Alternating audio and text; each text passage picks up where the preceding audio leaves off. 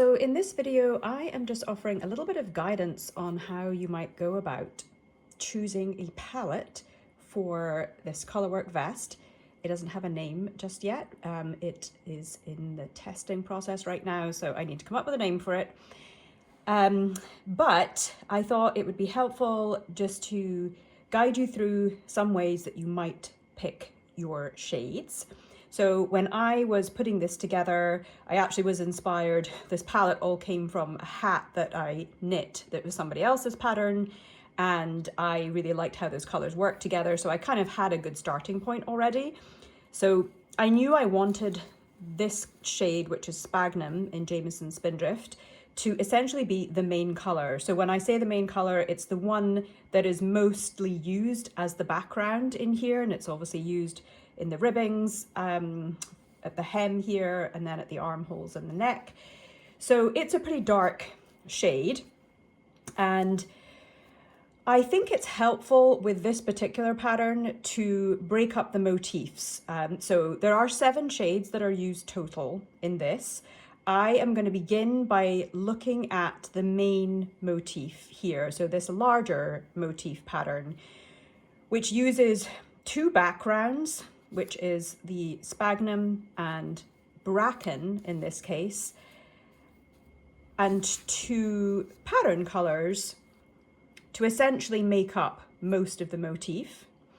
So when you're thinking about your motifs and your background colors and pattern colors, you want the background colors to be gradually changing, and you also want the pattern colors to be somewhat gradually changing as well. So you don't want big jumps in those vertically. If you can avoid that, what sometimes happens is if you have a big jump, a big contrast in color, vertically or row to row, it can sometimes cut the pattern.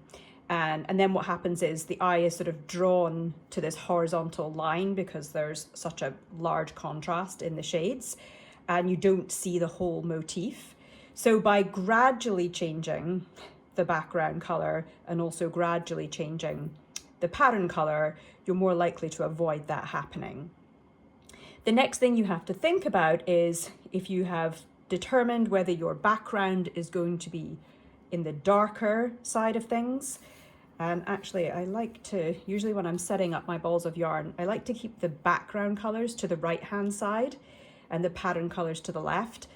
That's also to do with yarn dominance and knowing that the pattern colors are going to sit to the left as I'm working the stitches.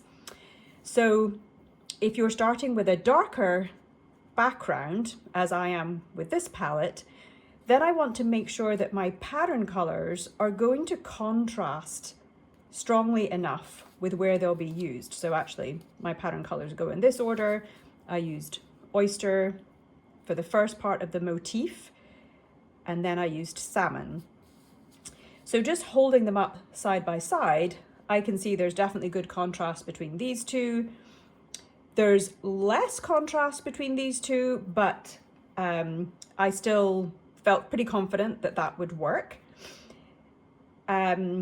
So that gave me kind of the basis for this main motif, thinking of a darker background with lighter pattern colors that are going to contrast well with it.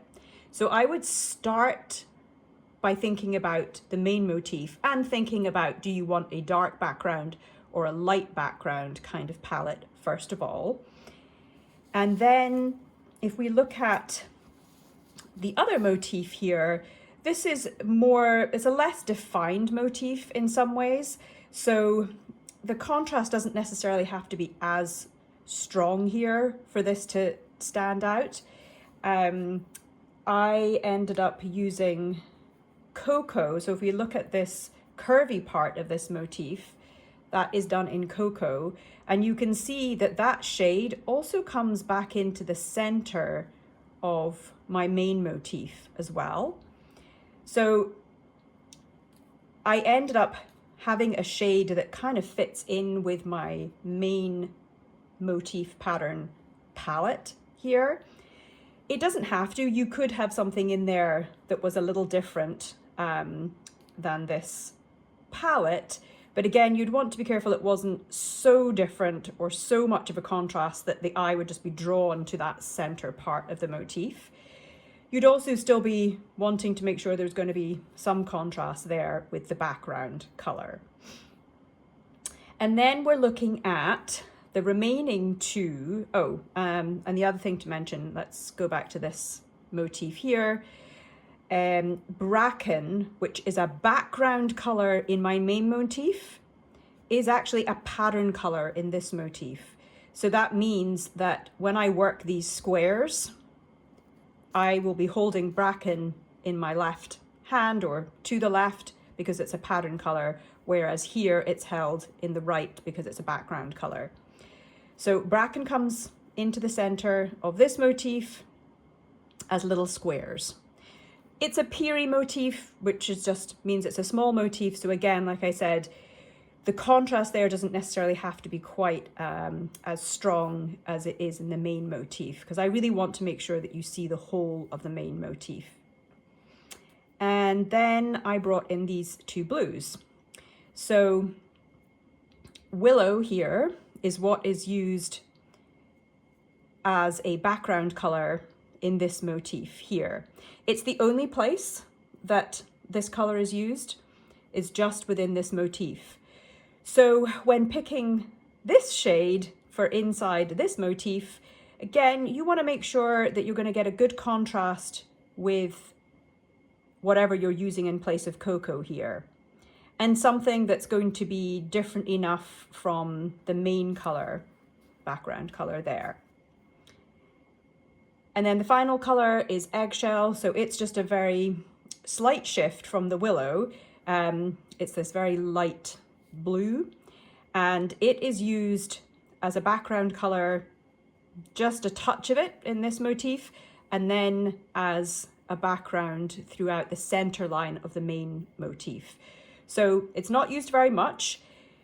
This shade could really be something that could be a pop of color, so you actually could go with something quite different, a shade that was different from the rest of your palette. I chose not to with this one, but you certainly could be more bold with this contrast color because so little of it is used.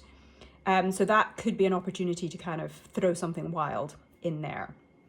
So I don't know if this is helpful or not, but as I said, I personally would approach it by thinking of the main color first. You know, do you want it to be a dark or a light? And then what type of palette are we talking about? You know, do you want it to be a dark blue, a dark green, neutrals, whatever it is?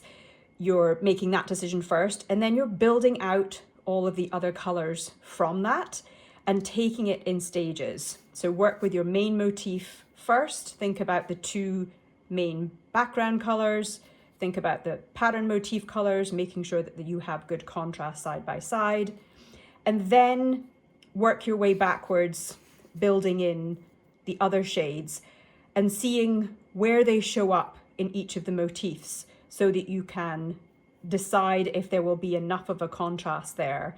And again, you know, it is a matter of kind of personal taste for sure. Some people want a much more sort of subtle blend. Other people might want higher contrast, which is totally fine. The other thing to say is that oftentimes you really do just have to swatch. Even the expert Fair Isle Shetland knitters will often swatch. This is just kind of a guide to help you at least to get going, to pull a palette together. But I always swatch. And actually, I just wanted to show you what I tend to do for swatches. So you'll see in this swatch, I changed the motif a little bit. I ended up moving, this is willow in the center. I ended up using eggshell in the center.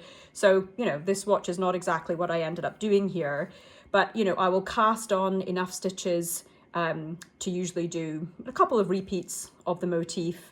And what I do is I break the yarn at the end of every row so that the right side is always facing me. So I break it, leaving a tail, then I join the yarns back in again and keep doing that.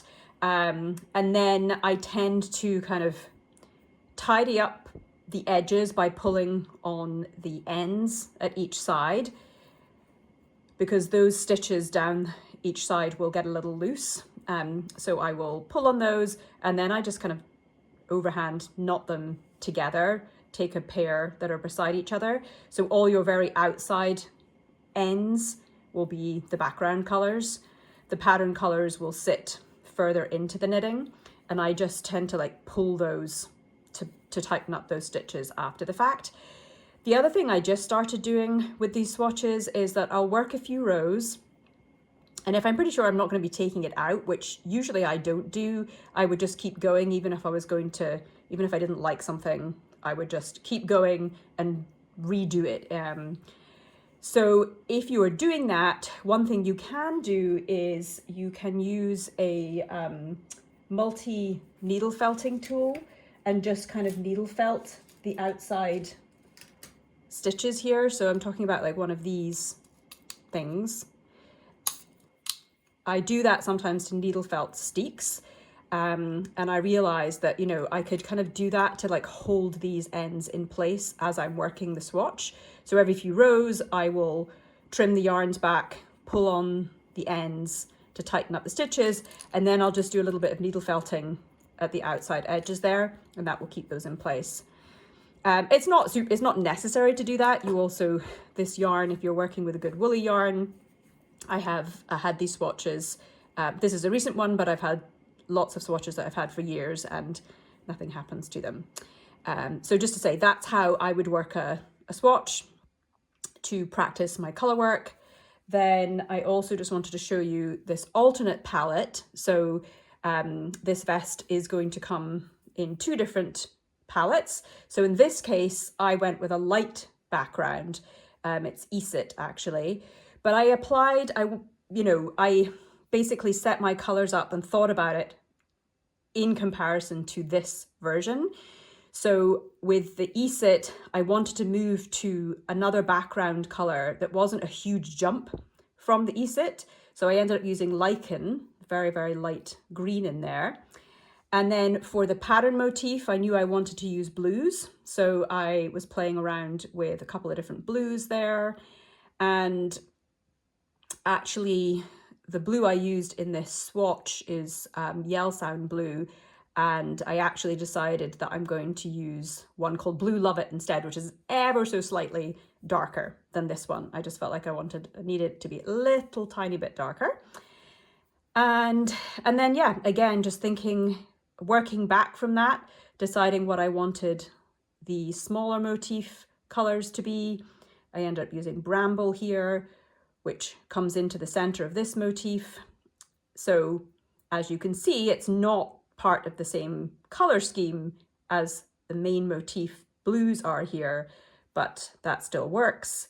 I used Sunglow as the background in here, and then Aqua is my sort of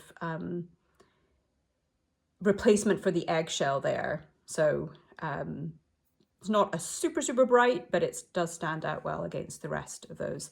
So hopefully that gives you some ideas of how to approach this.